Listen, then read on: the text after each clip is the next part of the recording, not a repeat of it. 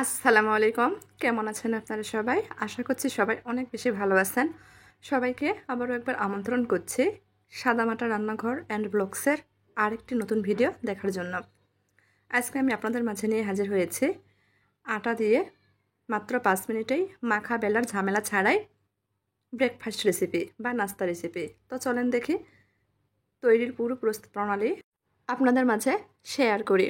এখানে একটা বোল নিয়েছি। বোলের মধ্যে আমি চায়ের কাপে মেপে 1 কাপ মতো আটা দিয়ে দিচ্ছি। আটার মধ্যে স্বাদ মতো লবণ দিয়ে দিব। শুকনো উপকরণ একটু নেড়েচেড়ে মিশিয়ে নিচ্ছি। মেশানো হয়ে গেলে অল্প অল্প করে পানি দিয়ে ব্যাটার তৈরি করে নেব।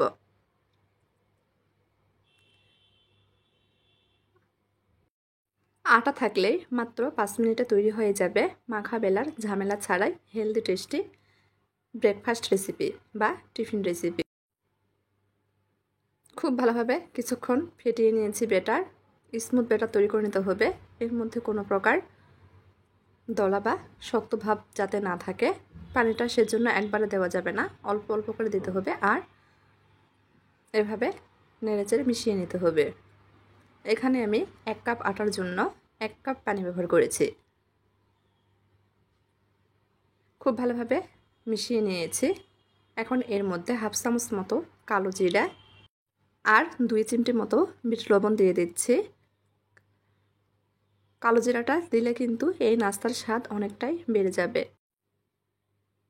অবশ্যই কালো জিরাটা দেওয়ার চেষ্টা করবেন আর বিট লবণটা অপশনাল, দিলে খেতে ভালো লাগে, চাইলে স্কিপ করতে পারেন। খুব ভালোভাবে নেড়েচেড়ে মিশিয়ে নিয়েছি।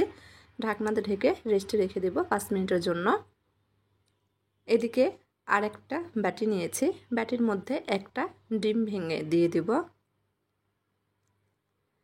ডিমের মধ্যে স্বাদ মতো লবণ আর এখানে সামান্য পরিমাণ গুঁড়া মরিচ আর সামান্য পরিমাণ হলুদ গুঁড়া দিয়ে দিয়েছি। খুব ভালোভাবে মিশিয়ে নিব। ডিমটা ফেটিয়ে নিব।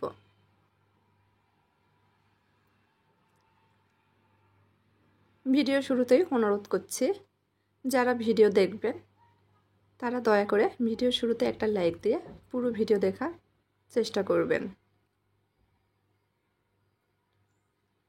খুব ভালোভাবে ডিম ফেটিয়ে নিয়েছি। এখন এর মধ্যে প্রায় 1 টেবিল চামচ মতো ধনিয়া পাতা কুচি দিয়ে দিচ্ছি। আবারও নেড়েচেড়ে মিশিয়ে নিচ্ছি। আমি কিন্তু ডিমের মধ্যে কোনো প্রকার পেঁয়াজ, কাঁচামরিচ বা সবজি ব্যবহার করিনি, আপনারা চাইলে ব্যবহার করতে পারেন। খুব ভালোভাবে মিশিয়ে নিয়েছি, সাইডে রেখে দিব।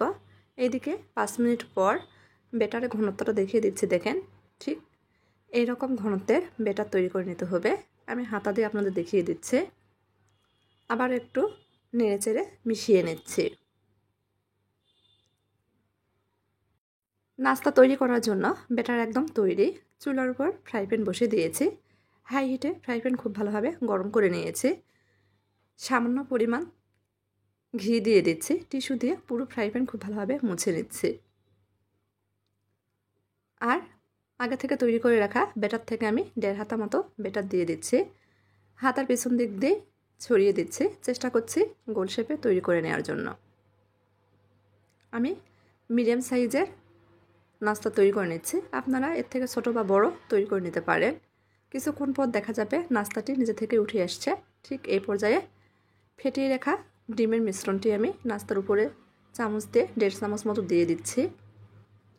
চামচের পিছন দিক দিয়ে পুরো নাস্তার উপর ছড়িয়ে নিচ্ছি।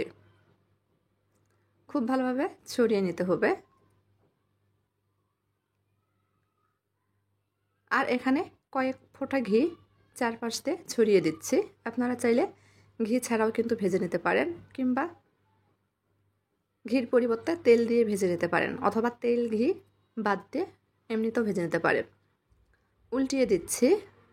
অপর পাশেও 1.5 চামচ মতো ডিমের ব্যাটার দিয়ে দিচ্ছি। চামচের পিছন দিক দিয়ে পুরো নাস্তার উপর ছড়িয়ে দিচ্ছি। আজকে আমি একটা ডিমের নাস্তা তৈরি করছি। এখানে আমার যে সাইজের নাস্তা তৈরি করেছি, মোট 4টা নাস্তা তৈরি করা যাবে। মিডিয়াম সাইজের নাস্তা তৈরি হচ্ছে। একটা ডিম দিয়ে 2 জন অনায়াসে খেতে পারবে।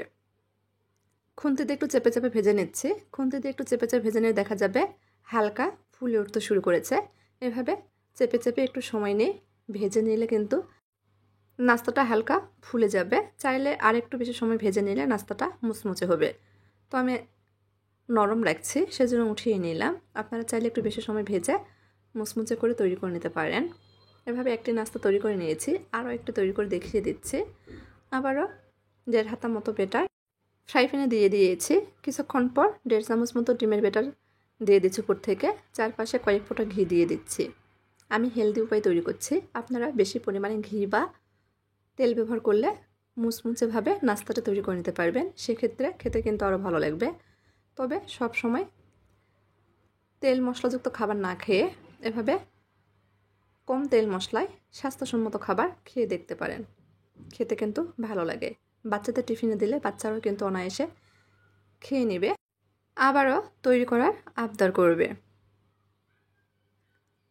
আমি সবসময় চেষ্টা করি আপনাদের মাঝে হাতের কাছে থাকা ঘরোয়া উপকরণে সহজ সহজ রেসিপিগুলো শেয়ার করার জন্য, যে রেসিপিগুলো কোনো রকম ঝামেলা ছাড়াই তৈরি করে নিতে পারবেন। যদি আমার এই সহজ রেসিপিগুলো আপনাদের কাছে একটুও ভালো লেগে থাকে, দয়া করে সবাই আমার চ্যানেলটিকে সাবস্ক্রাইব করবেন, লাইক কমেন্ট শেয়ার করে নিয়মিত চ্যানেলের পাশেই থাকবেন। এভাবে আমি সবগুলো নাস্তায় ভেজে নিয়েছি বা টিফিন রেসিপি ভেজে নিয়েছি। এই নাস্তাটাকে কিন্তু মাখা বেলা ঝামেলা ছাড়াই ডিম পরোটা বলতে পারেন। কাউকে তৈরি করে খাওয়ালে সে কিন্তু আবারও খেতে চাইবে। তো আমার আজকের এই মাখা বেলার ঝামেলা ছাড়াই নাস্তা রেসিপি বা ডিম পরোটা রেসিপিটি কেমন লেগেছে চাইলে কমেন্ট করে জানাতে পারেন। আবারও বলছি, যদি ভালো লাগে চ্যানেলটিকে সাপোর্ট করবেন। কাছ থেকে একটা নাস্তা দেখিয়ে দিচ্ছি, দেখেন কতটা সুন্দর হয়েছে। তো আজকের মতো এই পর্যন্তই। সবাই ভালো থাকবেন। আল্লাহ হাফেজ।